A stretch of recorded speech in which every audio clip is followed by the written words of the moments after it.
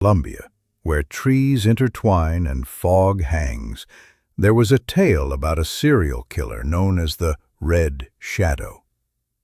It was said that he appeared at night, carefully choosing his victims and leaving behind bloody traces that evoke horror in the hearts of local residents. The story begins in a small village that lives in constant fear. There were rumors about the disappearance of some people, but no one dared to talk about the Red Shadow. One night, a young man named Marco went out with his friends to explore the forest. Despite the warnings of the villagers, they were excited about a new adventure. As they walked around, the lights began to fade and the shadows intensified.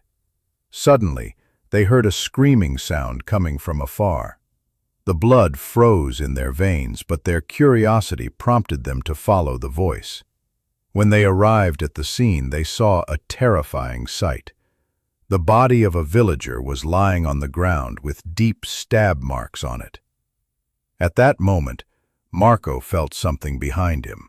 He turned around to find the Red Shadow standing there, his features blurred, but his eyes were sparkling like fire. Friends fled in every direction, but Marco was slow, which made him an easy victim. A feeling of horror seized him as he ran, but he felt something following him. He managed to escape to the village, but it was not the same person who came out. His eyes were filled with fear and his mouth stuttered incomprehensible words.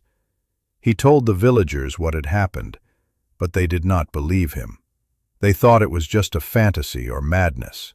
But days later, the bodies began to pile up.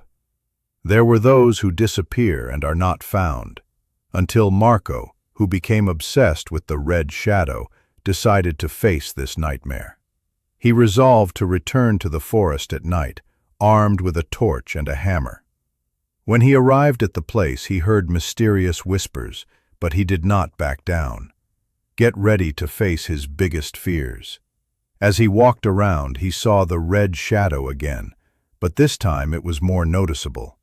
He was dressed in ruined clothes, his face was covered with blood. In a direct confrontation, Marco realizes that he is not just a murderer, but a tormented soul looking for revenge. And with the bloody struggle, Marco managed to defeat the Red Shadow, but the price was high. He lost a part of himself in that battle. The village returned to its tranquility, but traces of horror remained in the hearts of its inhabitants. And although the Red Shadow has been defeated, the story will still be told, as a warning to everyone who dares to enter that dark forest.